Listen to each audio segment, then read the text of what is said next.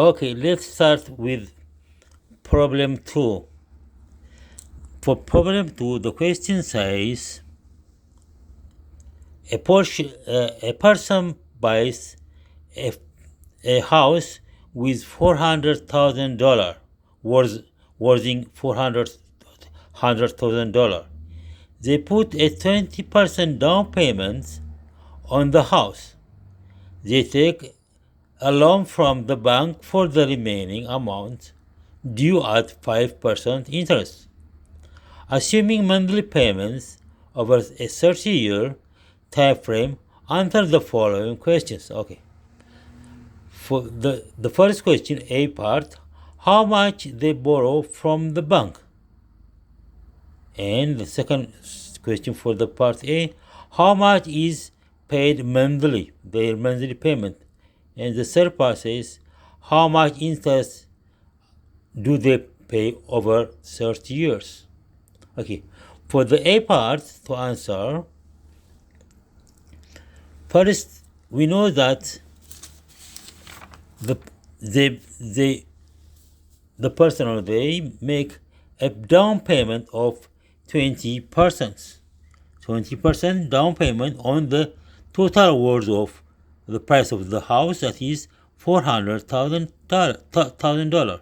So to make the payment they made down payment, that is without making a loan, 20% times the $400,000 will be $80,000. So they already paid the down payment for $20,000. So the remaining will be the amount they were going to borrow from the bank. That is $400,000 minus the down payment will equal to the money they borrowed. That is $320,000. Okay, now we get the total amount they borrowed from the bank. So how much they will make a payment each month for 30 years. That means 30 years means for 360 months, just making a payment each month. How much it will be their payment in each month and every month.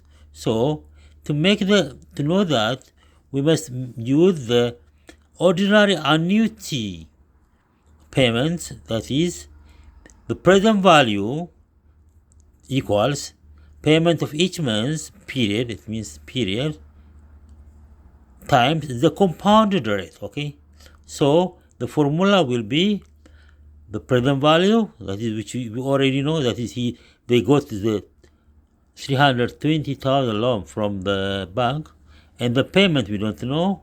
They make each payment every month times the compounded rate. Okay, so by using this formula, we substitute a value for them. So we know PV, that is PV means they already borrowed, that is $320,000. The interest is every month for a year they will have a 5% interest for the payment. So 5% means in a year for 12 months means divided by 12. Okay, and the payment we don't know. We just now try to find out how much they will pay every month. So the end part also we know, because it is for 30 years they are going to pay for the bank. So every month they are going to pay. So for each year they will pay 12 months, 12 months. So for 30 years it will be 12 times the 30 years. So they will make a 360 period payment. So the N will be 360. The formula is payment times 1 minus 1 plus I, the interest, to the power of the total period, that is N. N will be negative, so as we know that it will be a payment, so it will be down to 0. Okay, so N will be the negative component, number or exponent, divided by each month's rate. So by substituting the values over here, for present value 320,000 equals payment times this one, each month it will be 0.05 divided by the year, 12 months, and plus 1 over each month's rate. So it's going to be, as you know, it's going to be 320. As you know, that is, this one is a division by $320,000 by the payment, by the compound rate, because this go down here as the denominator for the $320,000. So the payment will be the present value divided by the compounded numbers in the 360 months. So it will be, payment will be 320,000 divided by the compound amount. So it was going to be around $5,956.99. This is going to be the monthly payment for 30 years for the house. So we got now the monthly dollar that is going to be around, in dollar, $5,957. Okay, now we are going to find out how much they will pay totally, for 30 years. Because if you want to know the interest, we must know how much they paid for the 30 years. So for the 30 years, to find out, each payment is $5,957 times the 360 months, that is 30 years, will be $2,144,520. This is the amount they actually paid for the 320,000 loan. Okay, it is too much interest. So to find out the interest, they borrowed from 320,000. So the total paid minus they took the loan will be the interest for the entire 30 years. Okay, so the amount they paid is $2,144,520. So minus their loan to 320,000, the total interest will be $1,824,520. You see, only the interest is going to be $1,824,520 for they took the 320 loan only, but the interest is too much. Okay, with the principal is also greater. So this is how the banks benefit from borrowing money for something you need. Okay, that is the last question. Now is about amortization. The amortization, it means that every month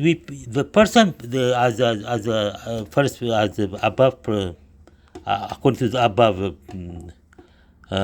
problem case, it is the person pays every month $5,957, but every month there is interest on the principal. So the principal have an interest. So that interest going to be reduced from the actual payment per month. Okay, so 320,000 is the first balance we are going to have for the loan. So for the first period, you are going to have interest, that is times the I, that is 0.05 divided by 12 for the month's interest. The interest will be $1,333.33. So this amount already interest is paid. So the principal will be decreased by this amount. The monthly payment will be decreased by this amount. So 5,957 minus this one will be the portion of the principal will have 4,623. Not as the previous, as you paid 5,000 for the first period. So the ending balance of the end of the principal also will be decreased by this amount, 4,623. So from 320, just making the portion of the principal, the new principal, decreasing, reducing, it will going to have the end of that the principal will be 315,376, the new one. So we will find the interest again from this amount, not from the beginning, okay? Because you already made a portion of a new principal. So the new part will be 315 and 376.38. So by just making an interest again, the 0.5 divided by 12, it's going to be 1,314 and 07 cents. So again, this one must be subtracted from the actual we make monthly. Okay, that's 5,095. So the new portion of the principal will be 4,642 and 93 cents, I think so. So this also will be the new portion of the principal must be deducted from the end of the principal period. Okay, that is 300. It was for the first period. It was 315 and 37. So the second one principal will be 310 and 733. So we will find again another interest from this amount for the new interest. Okay, so it will be again 1,294.82. So it will be, see, this one also must be subtracted from the actual payment we make every month. So 5,950 subtracted from this.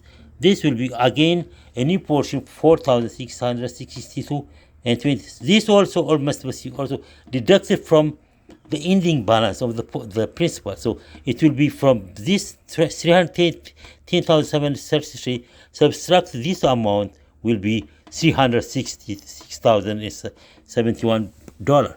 So the new principal, so the new interest again will be from the ending balance of the principal. So it will be times the each month's interest. It will be 1,275. This one also will be deducted from you paid every month. Okay, this one is the constant one. So you will deduct this interest from this one, and you will reach another portion of principal. This principal also reduces the ending balance of the principal. This one. So it continues like this up to the last period. So for the first 4 periods, as the question says, this one is the amortization schedule for 4 period payments. Okay, thank you for listening to me. I just finished this one. Okay, if you have any question, I will answer. Thank you. Bye.